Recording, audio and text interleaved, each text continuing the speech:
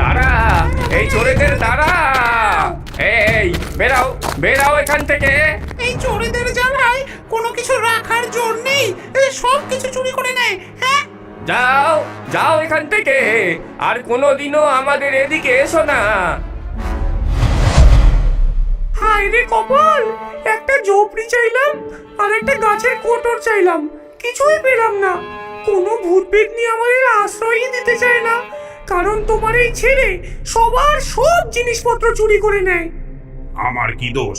ছেলে তোমার মতোই হয়েছে, তোমরা দুজনেই চোর ছ্যাচোর।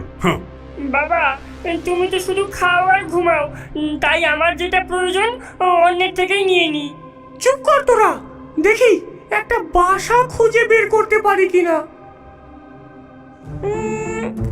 ওইটা দেখ, কি বিশাল লাউ, ওর ভেতর একটা ফাটলও রয়েছে। এটাই আমাদের নতুন বাসা হবে। হ্যাঁ, লাউ? তুমি পাগল হয়ে গেলে নাকি? আমরা কি এখন থেকে লাউয়ের ভেতরে থাকবো? নিশ্চয়ই, এর ভেতরে নরম শ্বাস আছে, তোমার মোটা শরীরটা আরাম পাবে, আর ওই ফাটল দিয়ে আমরা বাইরে যাতায়াতও করতে পারবো।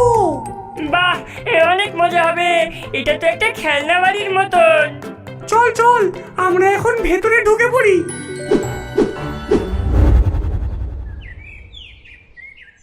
এদিকে গ্রামের রমেশ, তার স্ত্রী সীমা আর ছেলে রাজু যেই বাড়িতে থাকে সেই বাড়ির চালের উপরেই লাউটি ঝুলছিল। তারা কিছুই জানতো না যে একদল অবাঞ্ছিত অতিথি তাদের বাড়িতে বসবাস শুরু করেছে। আহ, কি আরাম গো! এই শ্বাসের বিছানা তো একদম তুলোর গদির চেয়েও নরম। লাউয়ের ভেতরে বসে ডাইনির ছেলে লাউয়ের ফাটল দিয়ে উকি মেরে দেখে। মা মা, এই জানলা দিয়ে দেখো, ওই ঘরটা দেখো, ছেলেটার কত সুন্দর সুন্দর খেলনা। দেখো, একটা কাঠের ঘোড়া, লাল রঙের মার্বেল, রঙিন বল। মা, আমি কয়েকটা নিয়ে আসি না মা? থাম বদমাস, একদম আস্তে, অত হইচই করবি না। লাউয়ের ভেতর এত লাফালাফি করলে লাউটা যে টিন থেকে পড়ে যাবে, আমাদের উপস্থিতি ধরা পড়ে যাবে। চুপি চুপি আয়, কেউ যেন টের না পায়। এটা আমাদের গোপন আস্তানা, সেটা কিন্তু মনে রাখিস। কিন্তু মা, ওই কাঠের ঘোড়াটা দেখেছো? আমি ওটা চাই। আচ্ছা আচ্ছা, ঘোড়াটা আনতে পারিস, কিন্তু কোনো শব্দ করবি না। এদিকে ডাইনির স্বামী ঘুমাচ্ছিল, হঠাৎ তার নাকে একটা সুগন্ধ আসে, মাংসের সুগন্ধ, খুব মিষ্টি গন্ধ। তার পেট গুড়গুড় করে ওঠে। আহ, কি গন্ধ! কোথা থেকে এত সুন্দর গন্ধ আসছে? আমার পেট তো চোঁচো করছে। এই নতুন বাড়িতে আমাদের গৃহপ্রবেশের ভোজ চাই গো গিন্নি। এতদিন পর ভালো একটা আস্তানা পেলাম, এখন পেট ভরে খাওয়া দরকার। গিন্নি, তুমি বাড়ির রান্নাঘর থেকে কিছু ভালো ভালো খাবার নিয়ে এসো গিয়ে। কিছু মাংস টাংস নিয়ে এলে ভালো হয়। ঠিক আছে, আমি রান্নাঘরে যাব, এক্ষুনি যাব। এবার থেকে আর আমাদের খাবারের অভাব হবে না। ডাইনি জানলার সামনে দাঁড়িয়ে হাত লম্বা করে রান্নাঘরের দিকে হাত নিয়ে যায়। রান্নাঘরে খাবার আছে, ফ্রিজে দুধও আছে, আর আর মশলা, ও মশলা ছাড়া তো রান্নাই হবে না, সব আনতে হবে। ঠিক তখনই ডাইনির ছেলে চুপি চুপি রাজুর ঘরে ঢুকে পড়ল এবং রাজুর প্রিয় কাঠের ঘোড়া, কিছু মার্বেল এবং একটা বল সে চুরি করে নিল।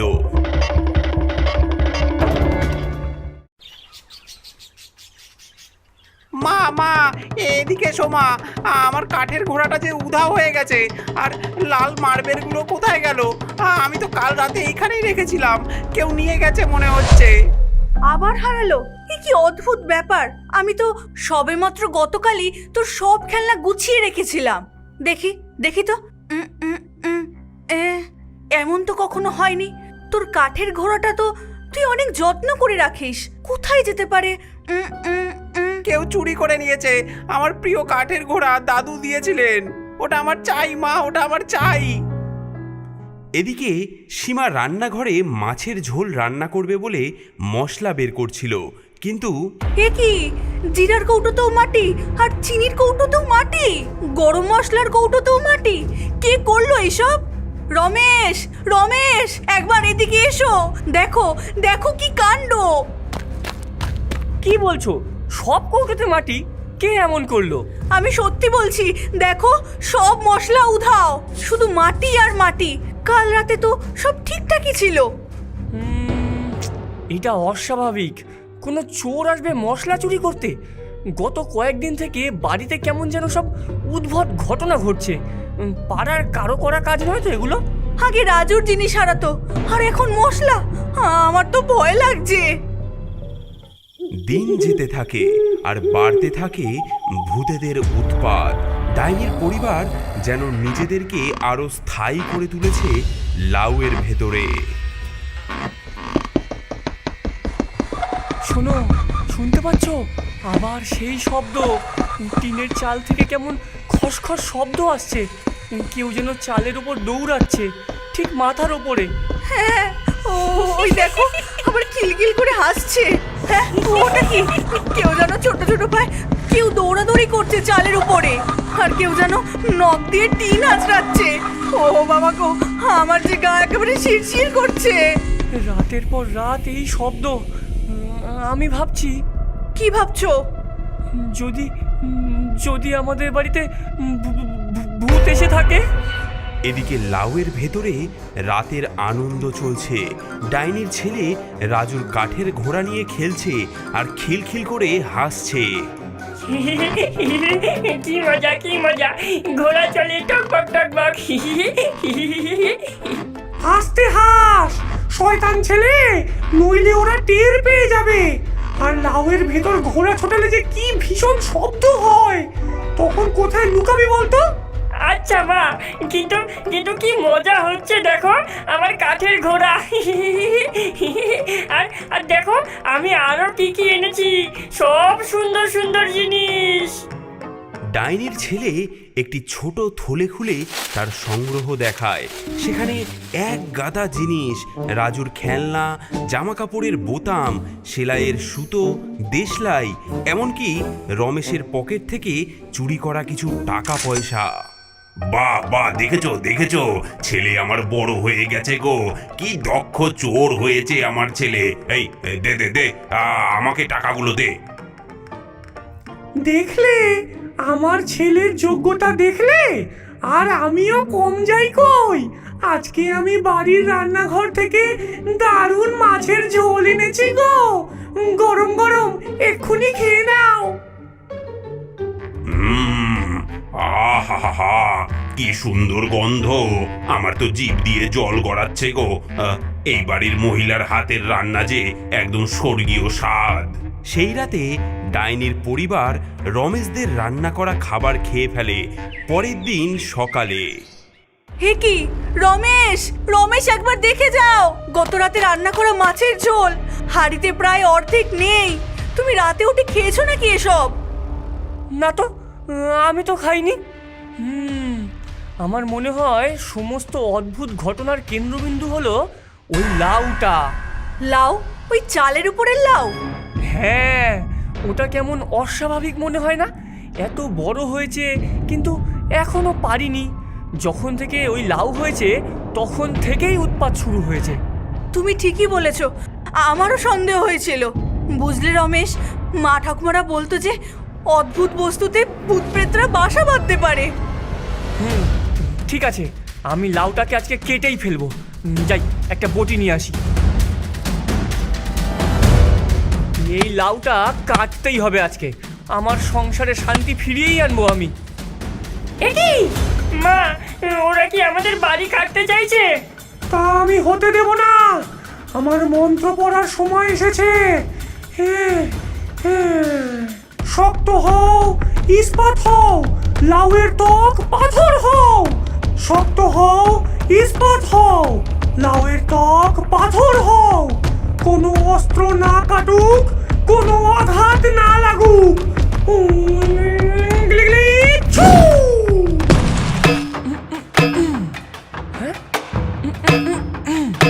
এ কি, লাউটা যেন পাথরের মতো শক্ত হয়ে গেছে। বটি দিয়েও তো কাটছে না। সীমা, কি অদ্ভুত ব্যাপার! এটা কোনো সাধারণ লাউ নয় গো।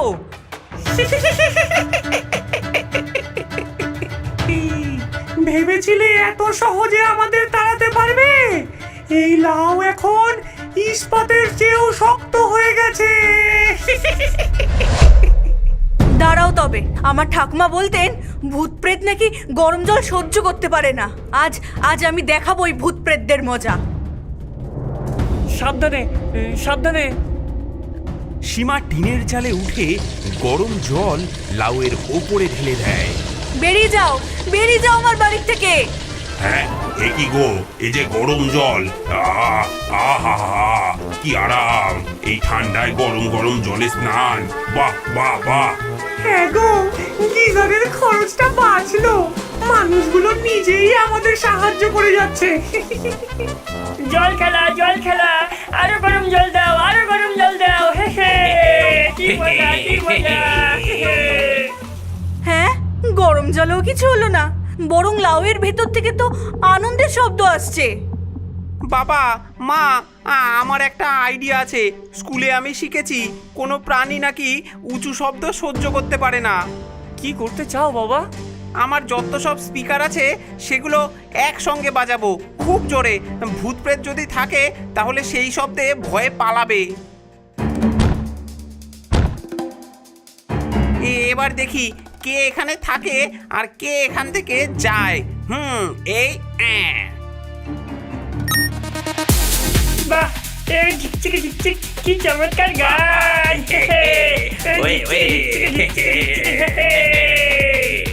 এটা তো মেলা লাগছে গো। ওই শশী কাপুরের গান আমি ছোট্টবেলায় শুনতাম। ওয়ে ডিজে বাজাও, ডিজে! ওয়ে ডিজে বাজাও, আরে নাচো নাচো! ওয়ে! হ্যাঁ, এতেও কোনো লাভ হলো না, বরং মনে হচ্ছে লাউয়ের ভেতরে কেউ যেন নাচ করছে। আমার ঠাকুমা বলতেন ডাইনিরা নাকি খুব লোভী হয়। তারা নিজেদের কোনো প্রিয় জিনিস পেলে অন্য কিছু কোনো খেয়াল রাখে না। তোমার কথা শুনে আমার একটা আইডিয়া এসেছে। ওই দূরের গায়ে একটা বাবাজি থাকেন, তিনি তন্ত্র মন্ত্র জানেন। চলো তার কাছে যাই।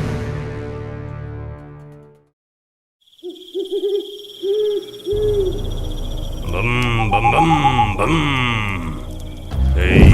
এই মন্ত্রপুত জল দিলা, যখন ডাইনিয়ের সংস্পর্শে আসবে এটি তার শক্তি কেড়ে নেবে। আর এই মন্ত্রটা মনে রাখো, বম বম!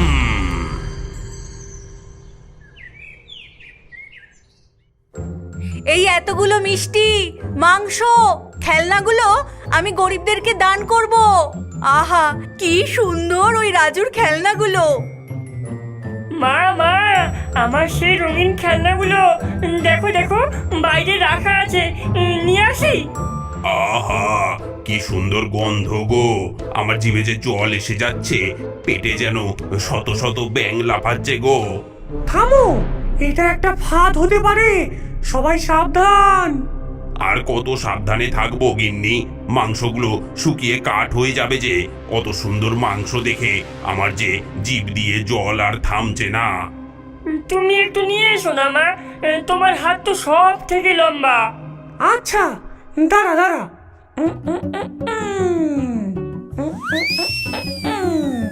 এই তো প্রায় পৌঁছে গেছি। সীমা মন্ত্রপুত এই জল নাও।